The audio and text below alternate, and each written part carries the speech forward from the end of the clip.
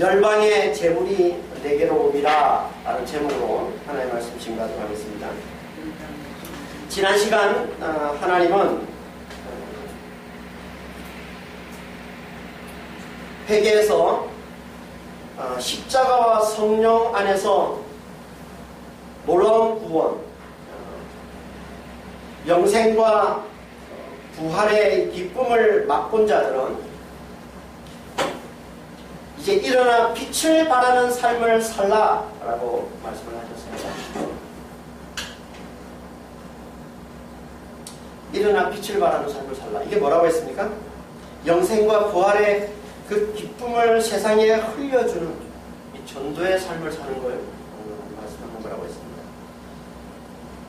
그러니까 먼저 구원을 맛본 자들이 그렇게 영생과 부활의 기쁨을 누리며 전도할 때, 그걸 전하며 이렇게 전도할 때 열방의 하나님 백성들이 그걸 보고 하나님께 돌아온다는 거예요. 그때 비로소 하나님께서 약속하신 대로 모든 하나님의 백성들이 새하늘과 새 땅에서 영생과 부활의 그 기쁨을 영원토록 누리며 살게 된다는 겁니다. 그러니까 이 온전한 구원을 우리가 빨리 누리기를 원한다면 우리가 뭘 해야 됩니까? 그러니까 영생과 이 부활의 기쁨을 누리는 이 예배를 잘 드리고 그리고 그걸 흘려주는 이 전도의 삶을 잘 살아야 된다.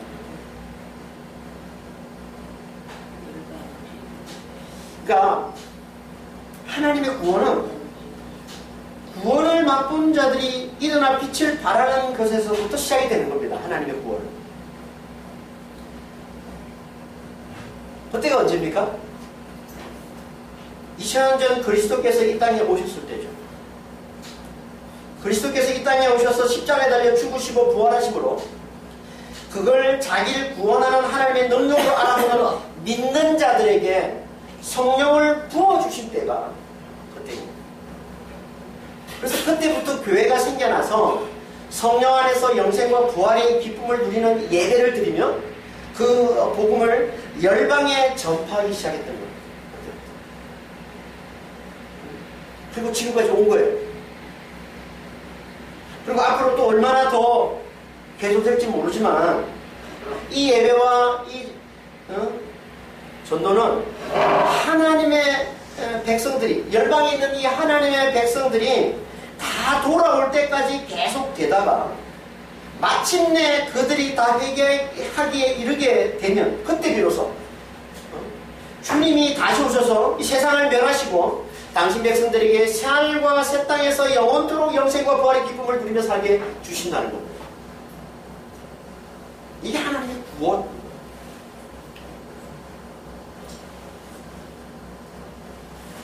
어떻게 보면 너무나 긴 세월 동안 이루어지는 이 하나님의 구원을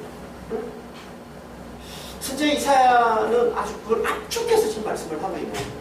그러니까 이 하나님의 이 구원을 저 멀리서 내다보고 있는 선지자, 그리스도 오시기 700년 전에 이 예언을 하고 있는 거잖아요. 지금 이사야 선지자가 그리스도 메시아가 오시기 700년 전에 그걸 내다보면서 예언하고 있는 거란 말이에요.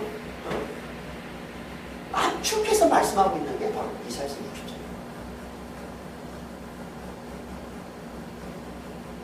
그래서 이 말씀 속에는 전도를 통해 열방이 하나님께 돌아오는 것과 백성들이, 그 하나님의 백성들이 새하늘과 새 땅에서 영원한 기쁨을 누리며 사는 것이 이렇게 뒤섞여 있는 것처럼 그렇게 나타나고 있는 거예요. 이건 이사야 선지자가 볼 때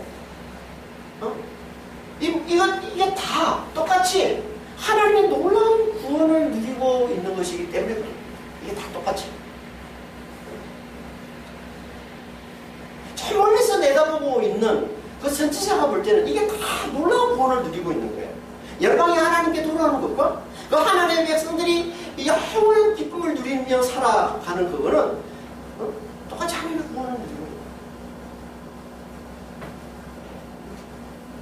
하지만 정작 그 구원의 때를 살고 있는 우리는 그걸 제대로 실감을 못하죠. 그 구원. 왜 그렇습니까? 그건 아직 우리가 이 육신과 더불어 성령 안에서 제한적으로 구원을 맛보며 살아가기 때문에, 그러다가 반드시 장차 육신의 이 장막을 완전히 벗어버리고 구원을 온전히 누리며 사는 날이 반드시 온다는 거예요. 우리가 그걸 소망하면서 살아가고 있는 거예요.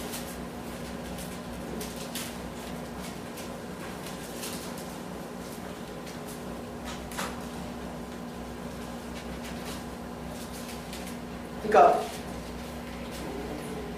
뭐 우리가 보기에는 구원을 누리는 것 같지 않아 보인다 할지라도 제한적으로 우리는 구원을 누리며 살아가고 있는 거예요. 성령 안에서.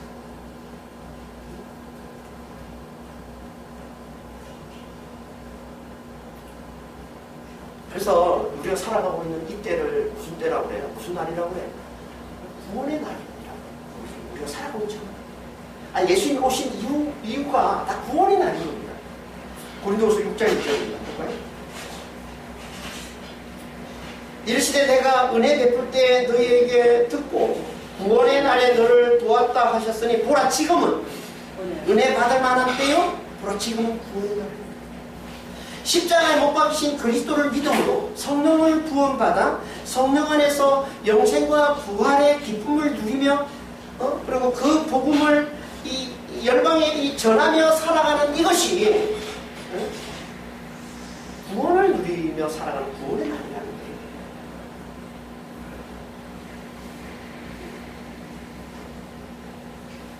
그러니까 이사야가 멀리서 내다본 그 놀라운 구원을 누리고 있는 때를 우리 좀 살아가고 있는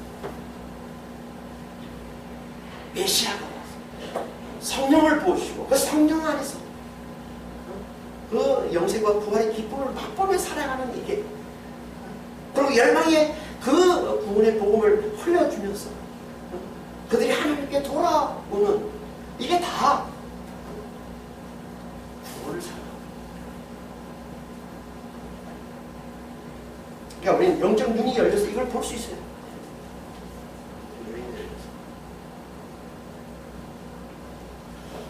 우리가 육신의 사주 앞에 있으면 이걸 보지 못합니다. 그래서 이게 무슨 구원의 날이야? 그러면서 불평하고 육신의 사주 앞에 있으면 육신은 환란의 때거든. 지금 육신의 심판의 때거든. 육신의 사주 앞에 있으면 당연히 이게 무슨 구원이냐 그러죠. 그래서 성경에서 항상 뭐라고 그래요? 깨어있으라고 그러는 겁니다. 진리의 말씀을 잘 들으라는 거예요.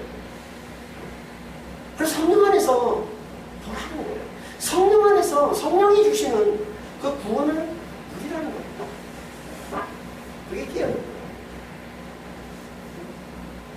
이렇게 깨어서 성령 안에서 구원의 이 기쁨을 누리며 살아가는 자들은 열방이 주님께 돌아오는 이걸 보면서 하나님의 놀라운 구원, 하나님의 놀라운 구원이 이루어지고 있는 것으로 보게 되고, 그래서 그걸 통해서 크게 기뻐.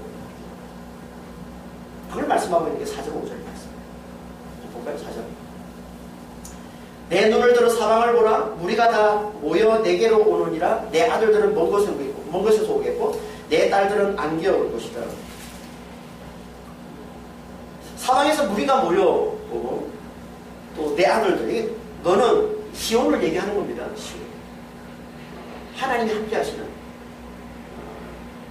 그러니까 하나님을 믿는 하나님 백성들을 나타내는 거예요. 시온은 하나님이 함께 하시는 자들을 나타내는 거예요. 시온의 아들들이 멀리서부터 오고 시온의 딸들이 안겨온다 얘기하고, 이게 안기다라는 이 말은 원어로 이렇게 해석을 하면 곁에서 이렇게 서포트 받아서, 그러니까 부축받아서 오는 걸 얘기합니다. 그러니까 환난 가운데 살던 그들이 이제 하나님께로 돌아오는 걸 지금 얘기하고 있는 거예요. 여기 4절의 앞에 무리와 뒤에 나오는 시온의 아들, 딸들을 같은 사람들로 볼 수도 있고 아닌 것으로 이렇게 볼 수도 있는데요. 전체 문명을 보면 3절 이하의 이 전체 문명을 보면 같은 사람으로 보는 게 적절합니다. 그러니까 이들은 누구냐면 열방에 있는 하나님의 백성들, 다시 말해서 열방에 있는 이 시온의 자녀들을 얘기합니다. 그러니까 열방에 있는 시온의 자녀들이라는 말은 무슨 말이겠어요? 그러니까 시온, 먼저 회개해서 하나님의 백성이 된 자들, 이들의 전도를 통해 열방에서 회개해서 하나님께 돌아오는 자, 시온의 하나님께로 나오는 자, 이들이 열방에 있는 시온의 자녀들이에요. 그러니까 3절과 4절은 같은 말씀을 하고 있는 거예요. 3절에 나라들은 내 빛으로 왕들은 비치는 내 광명으로 나오리라. 그러니까 열방이 하나님께로 돌아오는 거잖아요. 4절하고 3절, 4절은 같은 말씀을 합니다. 이들이 돌아오는 걸 보면서 시온이 어떤 반응을 한다고? 왜 그게 5절 앞부분에 나오는 말씀인 거죠? 5절 앞부분. 그때 내가 보고 기쁜 빛을 내며 내 마음이 놀라고 또 화창하리니. 시온이 보고 기쁜 빛을 낸다. 기쁜 빛을 낸다는 말은 얼굴이 환하게 빛나는 걸 얘기하는 거예요. 환하게 빛나는 게 뭐겠어요? 기쁨이 넘치는 거죠. 기쁨이 넘친다는 표현입니다. 그리고 마음이 놀라고 화창하다. 화창하다는 말이 무슨 말입니까? 원래 이 단어는요, 넓어지다, 넓히다, 넓어지다 이런 말이에요, 이 단어가. 그러니까 이 말은 열방이 몰려오는 게 너무나 기쁘고 놀라워서 마음이 넓어진다는 거예요. 우리가 그렇잖아요. 기쁜 일이 아주 크게 좋은 일이 생기고 기쁜 일이 생기면 마음이 넓어지지 않습니까? 다 받아들여지고 다 용서가 되고 다 그걸 얘기하는 거지. 한마디로 다 뭘 얘기하는 겁니까? 열방이 돌아오는 걸 보면서 기쁨이 넘치는 것을 표현하고 있다. 기쁨이 넘치는 것. 이렇게 열방이 돌아오는 걸 보면서 크게 기뻐하는 이들이 누군 거예요? 이들이 성령 안에서 이 영생과 이 부활의 기쁨을 누리며 사는 영적으로 깨어있는 자들. 영적으로 깨어있는 자들, 성령 안에서 정말 이 구원의 기쁨을 누리며 살아가는 자들의 최고의 기쁨은요, 열방이 주님께 돌아오는 것, 이걸 보는 거예요. 잃어버린 영혼이 회개해서 하나님께 나오는 걸 보는 거예요. 이게 영적으로 깨어있는 자들의 최고의 기쁨인 거예요. 그러니까 십자가 안에서 성령을 부원받아서 성령을 간절히 의지하며 살아가는 자들은 이 영생과 부활의 이 기쁨을 누리면서 예배를 통해서, 이게 예배잖아요. 영생과 부활의 이 기쁨을 누리는 게 예배인 거예요. 하나님을 만나는 그 영생과 부활의 그 하나님을 만나서 그 기쁨을 누리는 현장, 이게 예배예요. 이걸 누리면서 그 구원의 그 복음을, 그 영생과 그 부활의 그 복음을 열심히 전하게 돼요. 우리가 이걸 기뻐하면, 이 구원을 기뻐하면 구원의 복음을 전하게 돼 있어요. 구원이 별로 기쁨이 안 되면 전하지는 않지만 이게 진짜 기쁨이 되면 그걸 전하게 돼 있습니다. 복음을 전하게, 열심히 복음을 전하게 되고 그 복음을 듣고 돌아오는 자들을 보면서 기쁨이 넘친다는 겁니다. 이게 구원의 날에 놀라운 구원을 누리며 사는 삶인 거예요. 하나님 백성들이. 하나님 백성들이 이 구원의 날인데 구원의 날에 구원을 누리며 사는 삶이 뭐냐?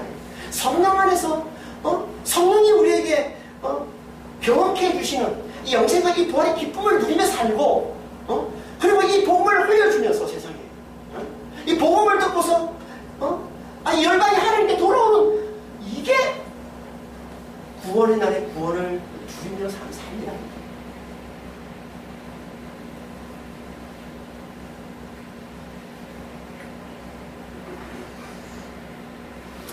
복음을 듣고 하나님의 백성들이 하나님께 돌아온다라는 이 말은 무슨 말입니까? 당연히 하나님을 예배하는 거예요.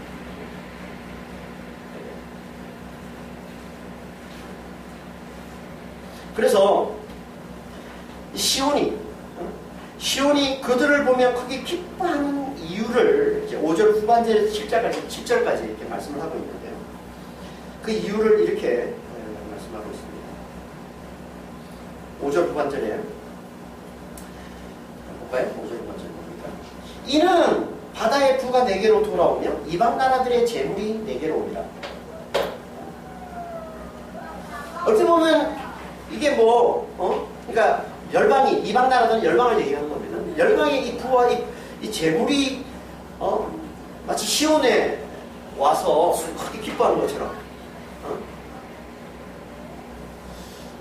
마치 세상의 이 보물, 세상의 이 재물들이 마치 교회에 와서 교회가 크게 부자가 되는 것처럼 그렇게 말씀이 그렇게 보이기도 하죠. 하지만 이 말씀은 전혀 그런 말씀이 아니에요. 그런 의미가 아니에요. 여기 바다는요, 지중해를 말하는 겁니다. 성경에서 바다는 지중해를 말하는 거예요. 이스라엘 옆에 있는 지중해. 그리고 이 바다의 부는 이 지중해를 통해, 다시 말해서 해상 무역을 통해서, 지중해 이 해상 이 무역을 통해서 부자가 된 이 열방의 부를 말하는 거예요. 열방의 부. 이 지중해의 이 해상 무역을 통해서 부자가 된 나라들은 대부분 어디냐면 지중해 동쪽에 해안가에 자리 잡고 있는 페니키아 이제 나라들인데 대표적인 나라가 어디냐? 두로예요. 두로와 시돈. 그래서 이사야서 23장에서 우리가 자세히 살펴봤지만은 부유한 나라들, 열방의 모든 부유한 나라들의 대표로 두로를 꼽고 있는 겁니다.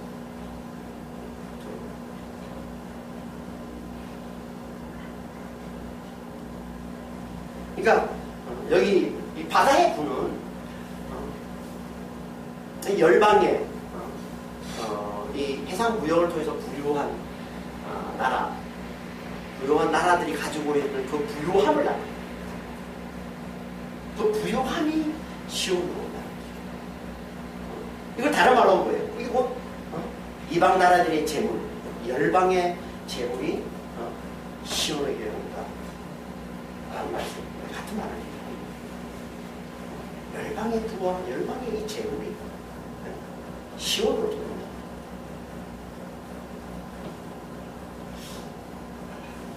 이 바다의 부는 시온을 중심으로, 시온은 예루살렘이니까, 예루살렘이 이스라엘이죠. 이 이스라엘의 서쪽에 위치하고 있는 거예요. 서쪽의 열방들이에요. 이 서쪽의 열방들의 이 부와 이 재물이 시온으로 온다는 것이고, 이 서쪽에 있는 열방들 뿐만 아니라 이 시온의 동쪽에 있는 열방들의 부도 시온으로 온다고 얘기하고 있어요. 그게 6절 말씀이에요. 6절 한번 볼까요? 허다한 낙타, 미디안과 에바의 어린 낙타가 내 가운데 가득할 것이며 서바 사람들은 다 검과 유향을 가지고 와서 여호와의 찬송을 전파할 것이며. 미디안과 에바, 이제 아브라함의 부처 그두라가 낳은 자식들인데, 미디안과 에바는 그 후손들을 얘기하는 겁니다. 이들은 주로 어디 살고 있냐면 이스라엘 남동쪽, 이스라엘 남동쪽의 이 아라비아 반도에 살고 있는 사람들이에요. 미디안과 에바 족속들은. 이들도 무역을 통해서 부유한 나라가 된 그런 족속들입니다. 무역을 통해서. 그걸 여기서 이제 낙타로 표현하고 있는데, 낙타는 육지에 있는 배로 보시면 돼요. 뭐 옛날에 차가 있어요? 뭐가 있습니까? 아무것도 없잖아요. 비행기 없잖아요. 옛날에는 다 물건을 뭐로 싣고 다니냐면 낙타로 싣고 다녀요. 바다에서는 배로 싣고 다니고 육지에서는 낙타에 싣고 다니는 겁니다. 그러니까 여기에 6절에 허다한 낙타가 가득하다, 이 말은 낙타에 물건을 가득 싣고 왔다는 얘기예요. 낙타에 많은 짐을 싣고 물건을 가득 싣고 왔다. 그래서 같은 말을 그 밑에 서바 사람들은 다 검과 유향을 가지고 왔다, 이렇게 표현합니다. 서바 사람도 아라비아에 있는 족속입니다. 나라입니다. 이 서바, 우리가 잘 알죠. 솔로몬을 찾아온 여왕이 있죠. 시바의 여왕, 스바의 여호와이라고 그러는데요. 그 스바를 얘기하는 게 쉐바. 히브리어로 하면 쉐바. 이 쉐바는 이 아라비아 그 이스라엘의 남동쪽에 있는 그 아라비아 반도 중부에 위치하고 있는 나라인데 쉐바는 이 나라가 어떤 곳이냐면 그 남부 아라비아 대표적인 나라가 이제 오빌이라는 나라. 거기가 뭐로 유명한? 검으로 유명한. 검에 어떻게 보면 보통 이제 오빌 그러면 항상 검을 나타낼 정도로 그 특산물이 검인데 그 남부 아라비아에서 나오는 검, 유향, 보석 이런 것들이 이제 남부 아라비아 많이 있어요. 이걸 어떻게 보면 이 해안, 이 남부 아라비아 이 해안에 걸쳐 있는 이 나라들이 가지고 있는 그 특산물을 모아서 열방에 내다 파는 곳이 서바예요. 서바. 그래서 이 서바가 이런 물품들로 가득하고 이걸 또 낙타에 실어서 이제 열방에 있는 모든 나라에 이렇게 팔아서 부유한 나라가 된 겁니다. 그래서 여기서 이렇게 말씀하고 있는 거예요. 서바 사람들이 금과 유향과 이 보석들을 들고서 시온에 온다라고 얘기합니다. 그러니까 뭘 말하는 거예요 지금? 시온의 동남쪽에 있는 이 열방들도 부와 재물을 가득 싣고서 시온으로 나옵니다. 5절과 연결하면 그러니까 시온의 서쪽에 있는 이 열방들도 부와 재물을 들고 시온으로 나오고 또 시온의 동쪽에 있는 이 열방들도 부와 재물을 들고 시온으로 나오고 그러니까 모든 열방들이 재물을 가득 싣고 시온으로 나오는 것을 얘기합니다. 그 목적이 뭐라고 얘기합니까? 5절 6절의 맨 끝에 그 목적이 뭐예요? 여호와의 찬송을 전파할 것이며 원래 말은 여호와의 찬송을 전파하기 위해 여호와의 찬송을 전파하기 위해 무슨 말이에요? 이 말은 여호와의 찬송을 전파한다는 말이에요. 이 말은 여호와께서 찬양받기 합당하신 분심을 전하기 위해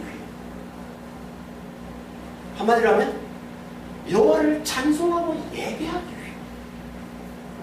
여호와를 찬송하고 예배하기 위해 모든 열방이 이 시온을 중심으로 동쪽 서쪽은 모든 열방이잖아요. 모든 열방들이 재물을 가득 싣고 시온으로 나온다는 얘기를 하고 있는 거죠. 그러니까 이들은 열방에 있는 하나님의 백성들이 하나님께 돌아오는 게 맞는 거죠. 예배하기 위해서 오는 거죠. 하나님을 예배해요. 근데 왜 예배하는 건데 그렇게 재물을 들고 나오죠? 귀한 재물들을 바리바리 쌓고 바리바리 싣고서 이렇게 시온에 계신 하나님을 예배하기 위해서 나온다는 거 아니죠? 왜 재물을 가득 싣고 올까요? 예배와 재물이 무슨 관계가 있습니까? 그냥 오면 안 됩니다. 빈손으로 이렇게 오면 안 됩니다. 예배하러 올 때 빈손으로 오면 안 돼요.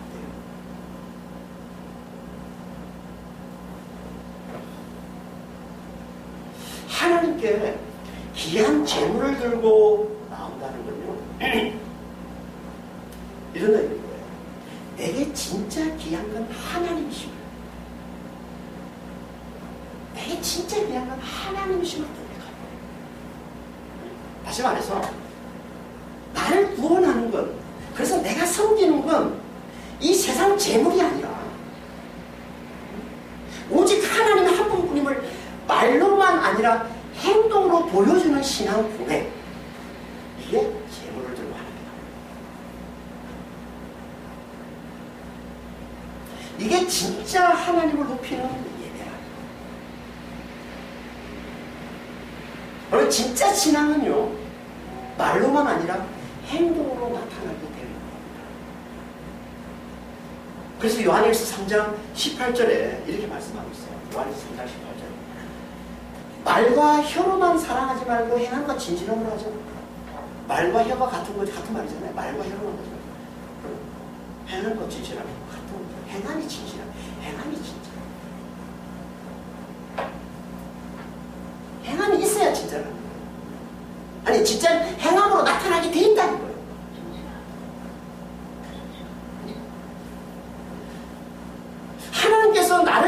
예수님 진짜 귀한 분으로 내가 제대로 알고 믿는다면, 우리는 반드시 우리가 그토록 귀하게 여기며 붙들고 있는 것 재물을 주님께 내놓는 행동이 나타나게 돼 있다는 거예요. 반드시.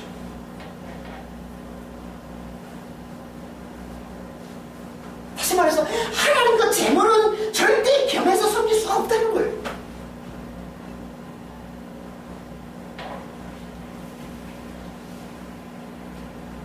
이게 재물을 두고 하나님께 나오는 겁니다. 하나님은 이걸 진짜 예배로 받으신다는 거예요. 그래서 성경에서 모든 하나님께 예배드리러 나오는 모든 자들은 다 재물 두고 나오는 거예요. 내게 진짜 귀한 건 세상 재물이 아니라 하나님이심을 고백하는 겁니다. 이게 진짜 예배인 거죠.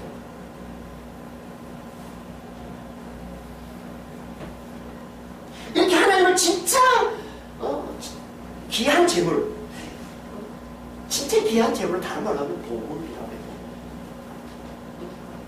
하나님을 진짜 보물로 알아보고 제대로 하나님을 예배하는 자들에게만 하나님께서 진짜 보물인 영생을 우리에게 주시는 겁니다. 그래서 마태복음 6장에서 이렇게 말씀하시고, 마태복음 6장 19절, 20절, 24절입니다. 너희를 위하여 보물을 땅에 쌓아두지 말라. 거기는 좀과 동록이 헤하며 도둑이 구멍을 뚫고 도둑질 하니라. 오직 너희를 위하여 보물을 하늘에 쌓아두라. 24절에 너희가 하나님과 재물을 겸하여 섬기지 못하라. 보면 19절 20절에서는 보물을 얘기하다가 또 24절에서는 재물을 얘기하죠. 보물과 재물 같은 말이에요. 그러니까 세상에 가장 귀한 것, 재물을 나타내는 거예요. 그게 뭐 보물이에요. 사람을 보물로 얘기해요.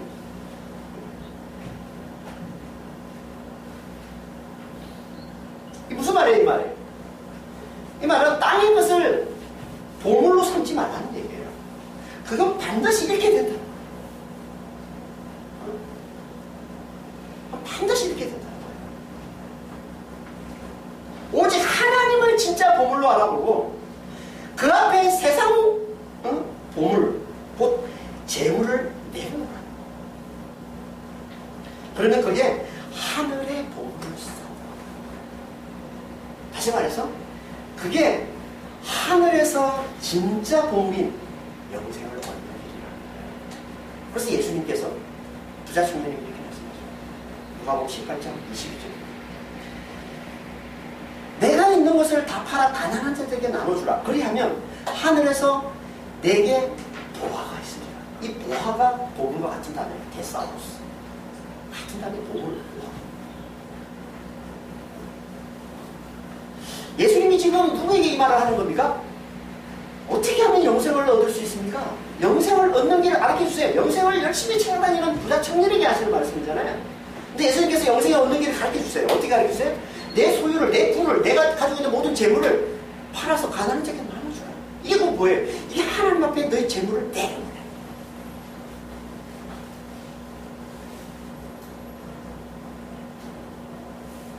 그러면 내가 그토록 찾는 거예요. 내가 그토록 얻고자 하는 진짜 보물, 진짜 귀한 재물, 그 보물, 영생을 얻게 될 것이다.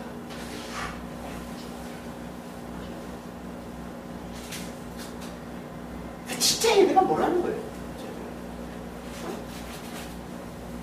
하나님 앞에 재물을 드리는 거예요. 하나님 그 재물을 내려놓는 거예요. 저게 진짜 귀한 건 하나님이시는 거예요.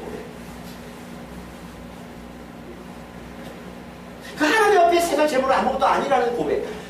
이게 진짜 하나님 앞에 하나님이 기뻐하시는 예배가 되는 것이지. 말로만 하나님이 저의 전부고 하나님께만 연구하고 말로만 아니에요. 우리 하나님 우리를 모릅니다.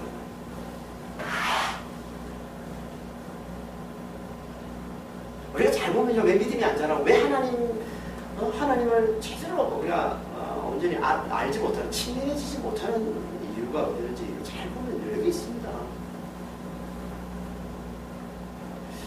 얼마나 많은 사람들이 립 서비스로 신앙생활 하는지 몰라요. 잘못 말씀하신 거죠. 그러니까 믿음이 아니잖아. 믿음이 힘이 없는 거야. 믿음이 능력이 없는 거야. 하나님이 함께 하시는 그런 믿음이 나타나지 않는 거예요. 그래서 하나님은 이걸 진짜 예배로 받으시는 거예요. 재물을 두고 하나님 재물을 내는 거예요. 그래서 진짜 귀하신 진짜 보물은 오직 하나님이신 고백하는 예배. 그 예배를 하나님 기뻐 받으십니다.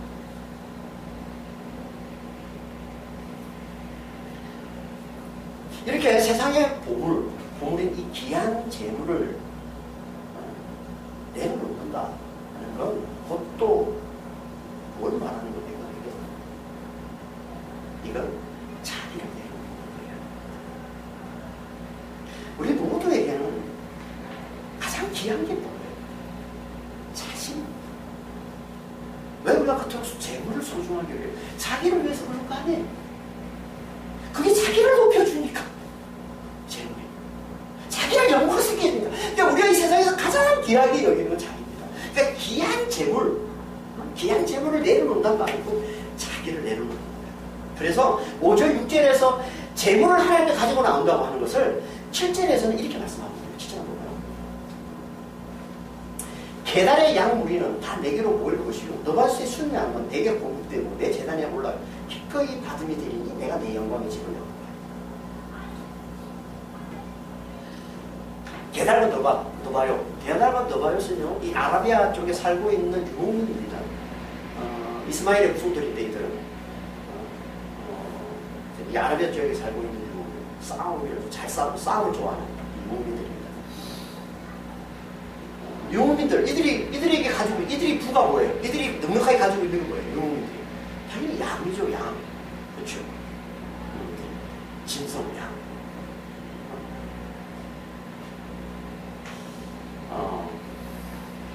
이들의 양떼가 시온에 모여서 하나님 재단에 올려질 것이다 라고 얘기하고 있습니다. 무슨 말입니까?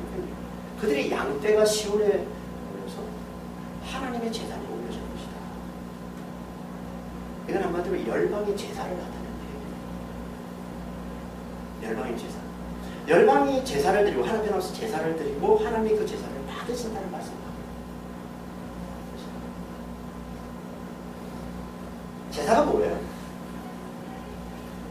그러니까 열방을 대표해서 지금 이 게달과 너바요스를 들어서 지금, 왜냐하면 그들이 유목민이고 그들이 가지고 있는 양이고 이 양을 잡아서 제사를 드리는 거기 때문에 이 게달과 이 너바요스 모든 열방을 대표하는 어떤 그런 족속인 나라인 것이고 이 열방이 하나님께 제사 드리러 나오고 하나님이 그 제사를 받으신다는 말씀을 이렇게 표현하고 있는 거예요. 제사에 대한 이야기를 하고 있는 거예요. 제사가 뭡니까? 제사는 그냥 단순하게 얘기하면 자신을 대신해서 짐승을 하나님께 갖다 바치는 것, 이게 제사죠. 제사. 그 내용을 좀 더 구체적으로 우리가 좀 살펴보면 제사는 어떤 의미입니까? 제사는 이런 의미인 자신을 하나님의 은혜를 떠나서 자신의 힘으로 구원에 이르려 하는 반역의 죄를 범한 자로 알아보고, 반역의 죄, 죽을 수밖에 없는 죄인임을 알아보고, 그 죄를 자백하면서 그 죄의 몸인 자신의 육을 하나님께서 바치라고 명하신 그 속죄 제물 양에게 전가해서 그 양을 잡아 하나님께 바치는 것, 이게 제사예요. 하나님이 바치라고 하는 그 속죄 제물 양, 누굴 예표하는 겁니까? 그리스도를 예표하는 것이에요. 그래서 제사는 다 그리스도를 예표하는 거예요. 그리스도께서 우리를 위해서 죽으신, 십자가에 죽으신 그 희생제사, 그걸 예표하는 거예요. 그러니까 이 제사는 뭘 얘기해요? 자기, 죽을 수밖에 없는 자기가 직접 죽으면 안 되잖아요. 기회가 안 주어지잖아요. 그러면 그래서 그 믿음을 담아서 하나님이 바치라는 그 양을 대신 하나님께 죽이는 그것을 제사라고 부르는 거예요. 그러니까 그 자기를 죽이는 거예요. 제사. 자신의 죽음을 나타내는 거죠. 그러니까 제사는 곧 하나님 앞에 자기를 내려놓는, 자기를 갖다 바치는 예배.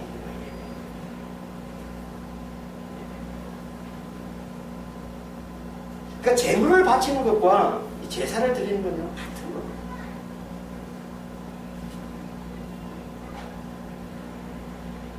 세상에 가장 귀한 재물,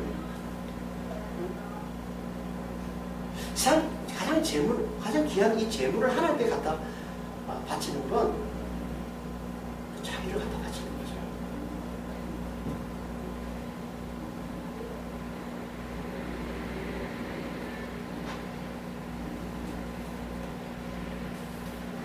이게 하나님 기뻐 받으시는 제사, 기뻐 받으시는 예배예요.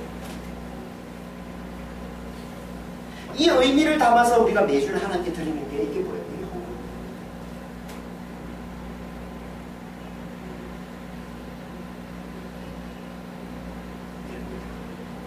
그러니까 우리가 값진 재물을 하나님께 가지고 온다라는 건 거기에 그 속에 자신을 담아서 하나님께 드리는 거거든요. 가장 귀한 재물을 하나님께 드린다는 건 실제 자기를 줄 수는 없으니까 자신을 담아서 하나님께 드리는 거예요. 저는 죽은 자입니다. 죽을 수밖에 없는 죄인입니다. 하나님 은혜 없이는 살 수 없습니다. 라고 자신을, 죄인된 자신을, 죽을 수밖에 없는 죄인의 개수된 자신을 하나님께 갖다 바치는, 드리는 거란 말이에요. 이게 진짜 하나님께서 기뻐하시는 예배가 되는 것이지. 그래서 오직 하나님만을 높이는, 하나님의 은혜로만 산다고 하나님만을 높이는 그 예배가 진짜 예배인 것이지. 아니 재물을 갖다 하나님께 주면서 자기가 그 재물을 바침으로써 자기가 더 하나님께 복을 받으려고 하는 건 뭐냐 말이에요.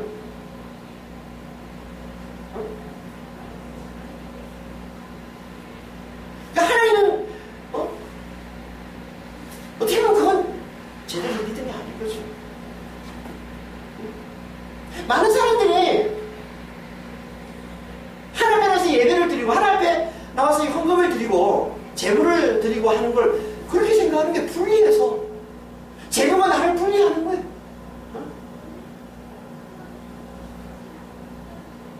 그건 예배가 아닌 거예요. 재물을 바쳐서 내가 재물을 드려서 그래서 내가 더 큰 복을 받겠다. 내가 세상에서 더 힘을 갖고 더 부유해지고 더 큰 사람이 되고 그런 생각을 가지고 하나님에 나오는 사람들이 얼마나 많습니까? 너무 모르는 거예요, 말씀. 이 의미를 너무 모르는 거예요. 그러니까 우리가 하나님 앞에 들고 나오는 재물을, 우리가 하나님 앞에 들고 나오는 헌금은 다 그 속에 나를 담고 있는 거예요. 내가 가장 귀하게 여기는 건 이게 아닙니다. 내가 가장 귀하게 여기는 세상 재물이 아닙니다. 내가 가장 귀하게 여기는 건 나 자신이 아닙니다. 내가 가장 귀하게 여기는, 내가 참된 보물로 여기는 건 하나님 오직 하나님밖에 없습니다. 라고 고백하는 신앙 고백. 이게 헌금이고 이게 하나님의 재물을 가져 나오는 거란 말이에요.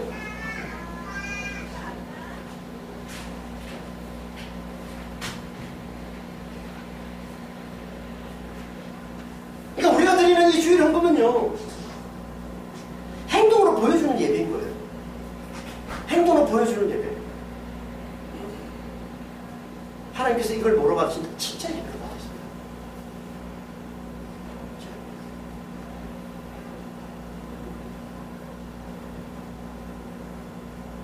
진짜 하나님은 항상 하나님의 라이벌을 제물로 삼으시는데, 그래서 항상 하나님과 제물을 경외에 섬기지 못한다고 했는데, 그래서 항상 하나님 앞에 나올 때 제가 의지하는 것, 제가 섬기는 것, 제가 주인으로 삼는 것, 재물이 아니라 하나님이십니다. 고백하는 이 고백을 하나님이 기뻐하세요.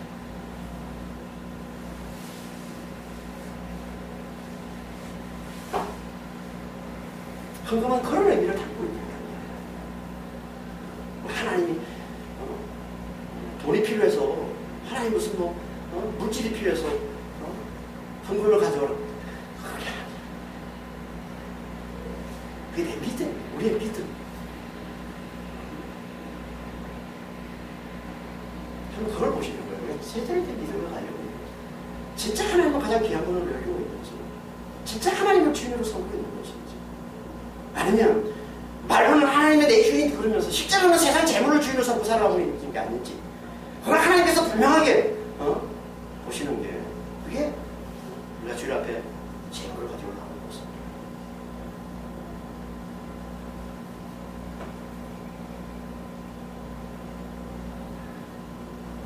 그래서 이렇게 열방이 하나 앞에 재물을 들고 나오는 거예요. 그 속에 자기를 담아서. 그래서 7절에서는 그걸 제사로 해요.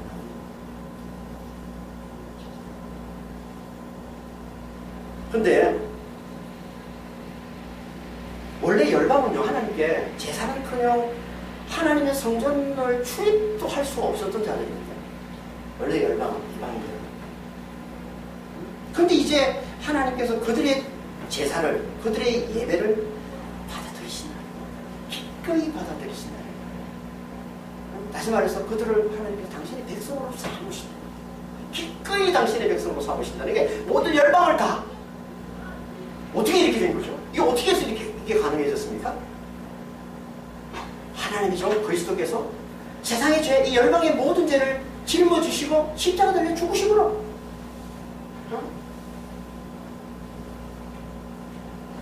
그래서 하나님의 팔이 나타나서 우리의 모든 질고를, 우리의 모든 슬픔을, 우리의 죄 때문에 찔리시고 우리의 허물 때문에 상하시고 하셨다고 얘기하고, 하나님의 팔이 하나님의 종이에요. 이게 이사야서 53장 1절에서 6절까지 말씀 아닙니다. 이사야서 53장 한번 볼까요? 여호와의 팔이 누구에게 나타나느냐? 그는 주 앞에서 자라나기를 연한 순간으로. 4절에 그는 실로 우리의 질고를 지고 우리의 슬픔을 당하였거늘. 5절 그가 찔림은 우리의 허물 때문이요 그가 상함은 우리의 죄악 때문이라. 다 그리스도, 하나님의 종, 하나님의 아들 그리스도를 말씀하고 있는, 이 53장, 이사야서 53장, 이걸 한 문장으로 요약하고 있는, 신약에서 이걸 한 문장으로 요약하고 있는 말씀이 요한복음 1장 29절 말씀이에요. 요한복음 1장 29절. 보라, 세상 죄를 지고 하는 하나님의 어린 양을 믿어. 이 말씀, 이 53장, 이사야서 53장 이 말씀을 그냥 한 문장으로 이렇게 압축해서 표현하고 있는, 보라, 세상 죄를 지고 하는 하나님의 어린 양. 근데 세상 죄를 지고 하는 하나님의 그 어린 양이 십자가에 달려서 세상 죄를 짊어지고 십자가에 달린 이것을 사도들은 어떻게 해석하고 있습니까? 그게 로마서, 갈라디아서 2장, 갈라디아서 5장에 말씀하고 이 말씀이에요. 그러니까 요한복음 1장 29절을 이렇게 말씀하고 있는 거예요. 로마서 6장에서는 뭐라고 얘기합니까? 우리가 그의 죽으심과 합하여 세례를 받음으로 그와 함께 장사된 것이다. 로마서 갈라디아서 2장 20절에서는 그리스도 함께 내가 십자가에 못 박힌 것이다. 그래서 이제 내가 죽고 이제 내가 사는 것이 아니라 내 안에 그리스도가 사는 것이다.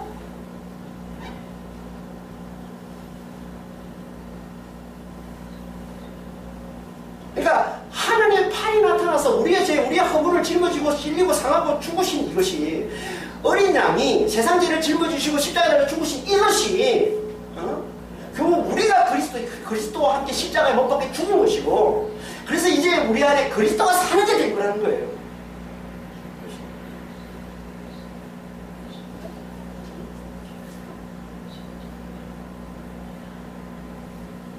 그래서 이제 누구든지 그리스도를 믿기만 하면 하나님 앞에 나올 수가 있고, 누구든지 하나님 앞에 나와서 예배 드릴 수가 있게 됐다라고 얘기합니다.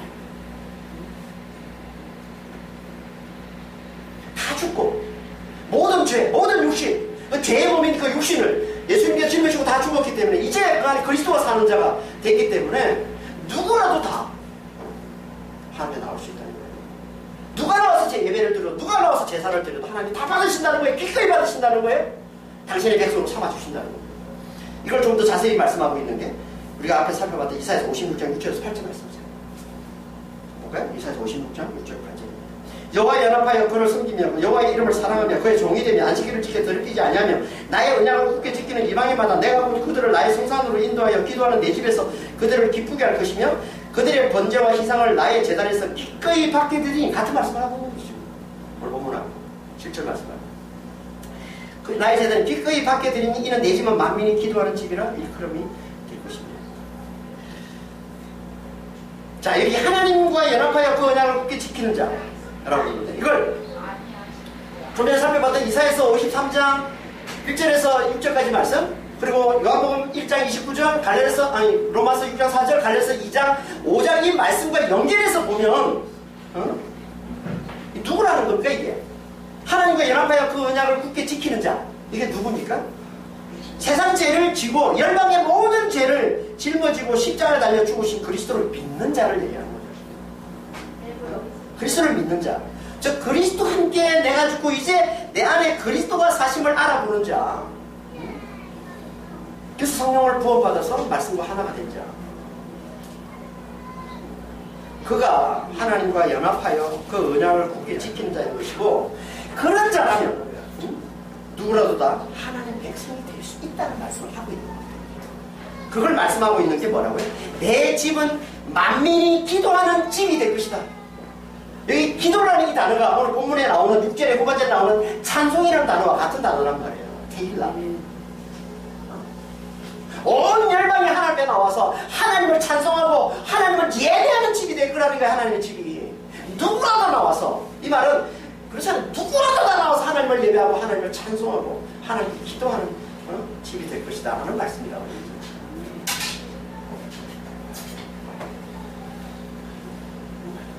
그러니까 이제 그리스도를 믿는 자는 이방인이라도 열방에 있는 누구라도 다 하나님께 나와서 하나님을 예배하고 하나님의 영광을 누릴 수 있게 했다는 겁니다. 그래서 오늘 본문의 이 신약 버전인 계시록 21장, 새 예루살렘, 새 하늘과 새 땅, 하나님 나라를 노래하고 있는, 이 천국을 노래하고 있는 이 계시록 21장에서 이렇게 말씀하고 있는 거예요. 볼까요? 계시록 21장 23절에서 27절입니다. 그 성은, 이 성은 새 예루살렘을 얘기하는 겁니다. 새 예루살렘, 이게 오늘 본문에서 얘기하는 시온이에요. 시온. 시온이 예루살렘이잖아요. 새 예루살렘을 얘기하는 거예요. 그 성은 해나 달의 비침이 쓸데없으니 이는 하나님의 영광이 비치고 어린 양이 그 등불이 되심이라. 만국이 그 빛 가운데로 다니고 땅의 왕들이 자기 영광을 가지고 그리로 들어가리라.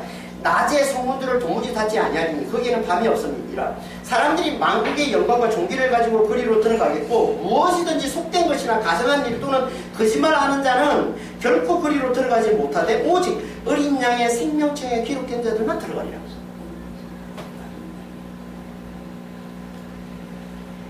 자, 새 예루살렘, 이 시온, 이 새 예루살렘은 자, 해나 달이 쓸데없고 하나님의 영광과 어린 양의 등불이 비치는 곳이다. 지난 시간에 살펴봤습니다. 해나 달은 이 세상에서의 잠깐의 생명, 잠깐의 기쁨, 오늘 이제 맛보는 걸 말하는 거라고 했고, 하나님의 영광, 어린 양의 등불은 영원한 생명, 영생과 이 부활의 영원한 기쁨을 누리며 사는 걸 말씀하는 거라고 했습니다.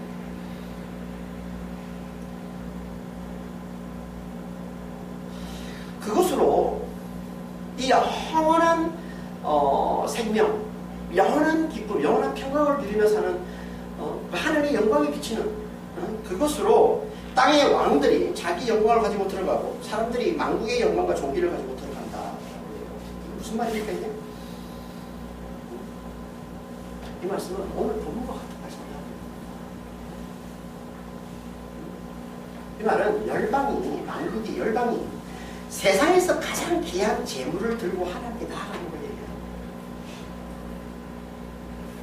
이걸 자기 영광을 가지고 나아간다.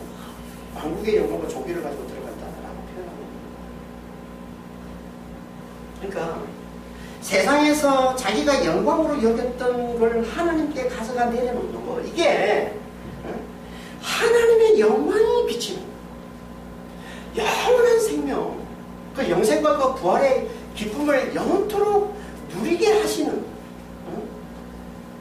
그 하나님께 가장 합당하게 되는 거예요. 자기가 영광으로 여겼던 이 세상의 가장 귀한 것들, 귀한 재물들을 가지고 하나님께 내려놓는 거예요.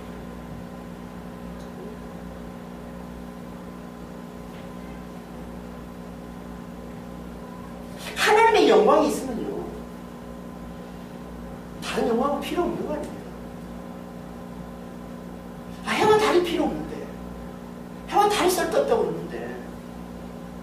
이 말은 하나님의 영광, 왜 다른 어떤 영광도 필요 없다는 거예요. 다른 어떤 영광도 있어서는 안 된다는 얘기예요. 이걸 알아보고 그 앞에 다 내려놓는 거. 내가 영광으로 붙들었던 거, 내가 귀한 것으로 붙들었던 거, 내가 귀한 재물로, 내가 보물로 붙들었던 거, 그거 다 내려놓는 거예요. 이게 진짜예요. 그런 예배를 드리는 자들에게 하나님은 어떻게 하신다? 영원한 생명을 영원토록 그 영생과 부활의 기쁨을 누리는 하나님의 영광을 비춰주십니다.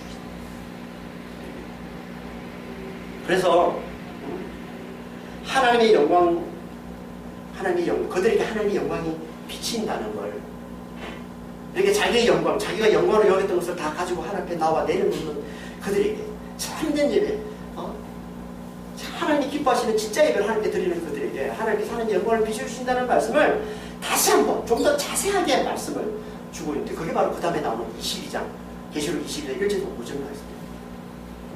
계시록 21장 22장은 새하늘과 새 땅, 천국에 대한 말씀이잖아요. 천국을 사는 삶이 얼마나 기쁘고 얼마나 아름답고 얼마나 풍성하고 얼마나 놀라운 것인지 빛나는 것인지를 말씀하고 있는 말씀인데, 그 하이라이트가 22장 1절에서 5절 말씀입니다. 그러니까 하나님의 영광이 비친다는 걸 좀 더 자세하게 구체적으로 말씀해 주고 있는 말씀이란 말이에요. 1절에서 5절인데 다 보기에는 좀 그러니까 1, 2절하고 5절만 보겠습니다. 그가 수정같이 맑은 생명수의 강을 내게 보이니 하나님과 및 어린 양의 보좌로부터 나와서 길 가운데로 걸어들어 강 좌우에 생명나무가 있어 12가지 열매를 맺되 달마다 그 열매를 맺고 그 나무 잎사귀에 들은 만국을 치료하기 위하여 섰더라.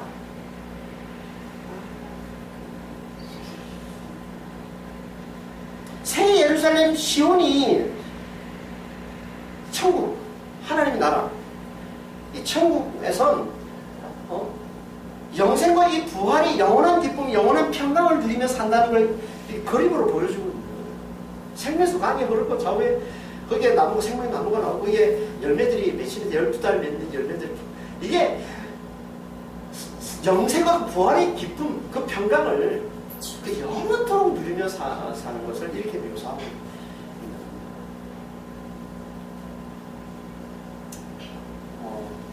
요즘 우리 시대는 이제 이런 게 아니기 때문에 이건 이제 옛날에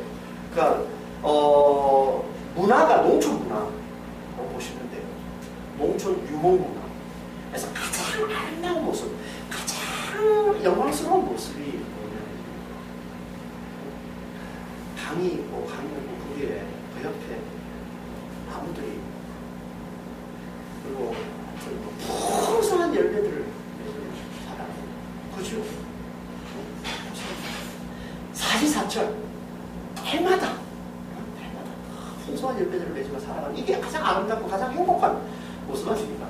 그걸 가지고 천국을 묘사하고 있는 비유로, 이게 영생을 누리며 영생의 기쁨과 평강을 영원토록 누리며 살아가는 걸 말씀하고 있는 거죠. 근데 이게 뭐라고 그래요? 5절에 이게 앞에서 얘기한 21장 23절 이하에서 얘기한 하나님의 영광이라는 게 이 하나님의 영광이 비추는 거라는 거예요. 5절에서. 다시 밤이 없겠고 등불과 햇빛이 쓸데없으니, 앞에서 얘기한 해나 뭐 달과 같은 말이에요. 등불과 햇빛은 쓸데없으니 이는 주 하나님이 그들에게 비치심이라 그들이 제대로 가는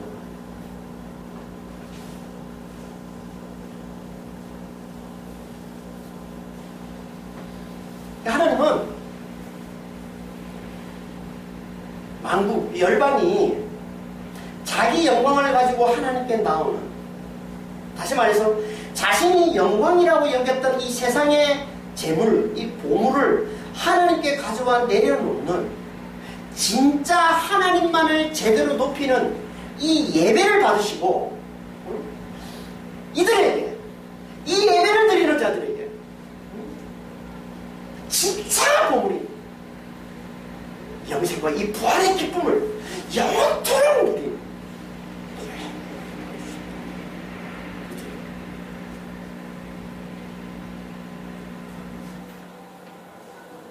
이게 하나님께서 열방이 돌아올 때 당신 백성들에게 주신다는 놀라운 하나님의 영광이죠.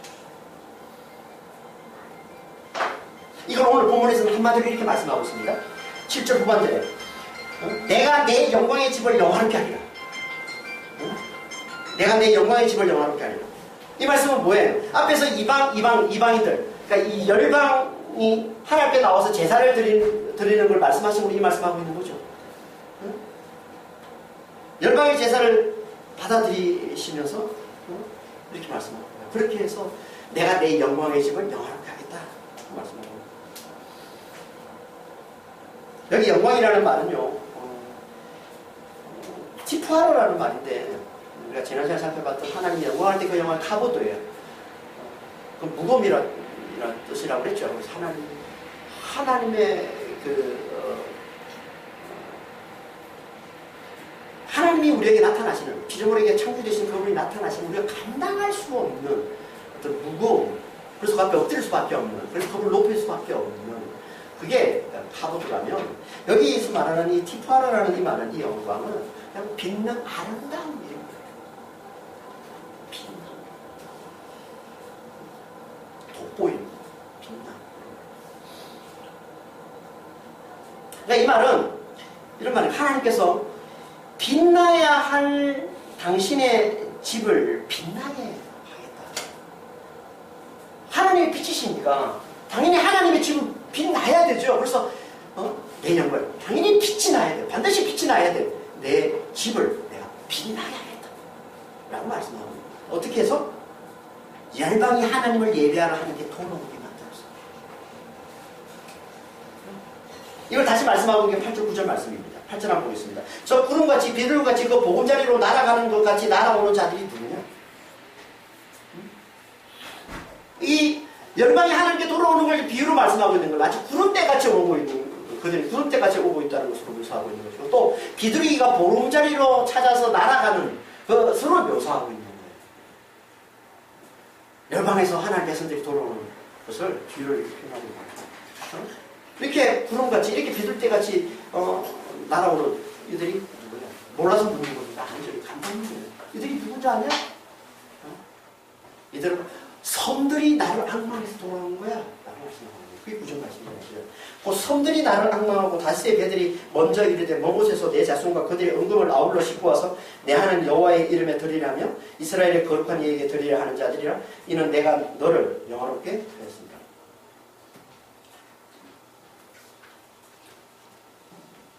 곧이란 말은 원래 참으로 확실히 이런 말이에요. 근데 섬들이, 이들은 누구냐면, 이들은 섬들이 나를 앙망해서, 나를 고대하고, 나를 소망하고, 나를 고대하면서 내게 돌아오는 거야.